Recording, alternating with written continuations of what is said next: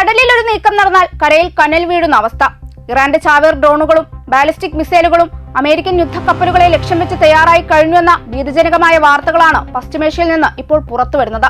American താവളങ്ങൾക്കും യുദ്ധക്കപ്പലുകൾക്കും നേരെ നിർണായക തിരിച്ചടി ഉണ്ടാകുമെന്ന IRGCയുടെ മുന്നറിയിപ്പ് പേർഷ്യൻ ഗൾഫിൽ വീണ്ടും യുദ്ധഭീതി ശക്തമാക്കിയിരിക്കുകയാണ്. ഇറാനിയൻ ടാങ്കറുകളെയോ വാണിജ്യ കപ്പലുകളെയോ ലക്ഷ്യമിട്ട് ഏതൊരു ആക്രമണവും നടന്നാൽ അതിന് കടുത്ത സൈനിക മറുപടി നൽകുമെന്ന് ഇസ്ലാമിക് റവല്യൂഷണറി ഗാർഡ് കോർപ്സ് നാവികസേന വ്യക്തമാക്കി. ലോകത്തിലെ ഏറ്റവും നിർണായകമായ എണ്ണക്കടത്ത് പാതയായ ഹോർമൂസ് കടലിടുക്കിൽ സംഘർഷം വർദ്ധിക്കുന്നത് ആഗോള സമ്പദ് വ്യവസ്ഥയ്ക്കും വലിയ ആശങ്ക സൃഷ്ടിക്കുകയാണ്. ആഗോള എണ്ണ വിതരണത്തിന്റെ വലിയൊരു വിഹിതം ഹോർമൂസ് കടലിടുക്കിലൂടെയാണ് കടന്നുപോകുന്നത്. അതിനാൽ ഇവിടെയുണ്ടാകുന്ന ചെറിയ സൈനിക ഏറ്റുമുട്ടൽ പോലും എണ്ണവില കുത്തനെ ഉയരാനും അന്താരാഷ്ട്ര വ്യാപാരത്തെ ബാധിക്കാനും ഇടയാകും. ഈ ജലപാതയെ ദേശീയ സുരക്ഷയുടെ ഭാഗമായി കാണുന്ന ഇറാൻ വിദേശ സൈനിക ഇടപെടലുകളെ ശക്തമായി എതിർക്കുകയാണ്.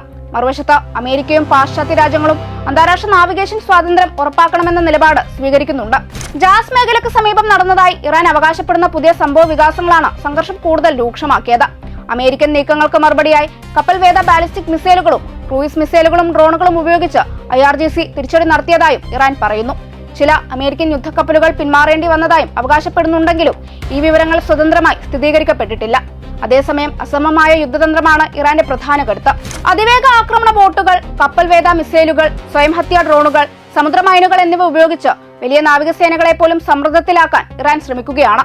ഹോർമൂസ് കടലിടുക്കിൽ സുരക്ഷിത ഗതാഗത ഇടനാഴികൾ നിയന്ത്രിക്കുന്നത് തങ്ങളാണെന്ന IRGCയുടെ അവകാശവാദവും അന്താരാഷ്ട്ര തലത്തിൽ വലിയ വിവാദങ്ങൾക്ക് വഴിവെക്കുന്നു. സംഘർഷം കൂടുതൽ രൂക്ഷമായാൽ ഇന്ത്യ ഉൾപ്പെടെയുള്ള എണ്ണ ഇറക്കുമതി രാജ്യങ്ങൾക്കും വൻ തിരിച്ചടി ഉണ്ടാകുമെന്നാണ് വിലയിരുത്തൽ. ഗൾഫ് മേഖലയിലെ അനിശ്ചിതത്വം എണ്ണവില ഉയരാനും ആഗോള കപ്പൽ ഗതാഗത ചെലവ് വർദ്ധിക്കാനും കാരണമാകുമെന്നും വിദഗ്ധർ മുന്നറിയിപ്പ് നൽകുന്നുണ്ട്.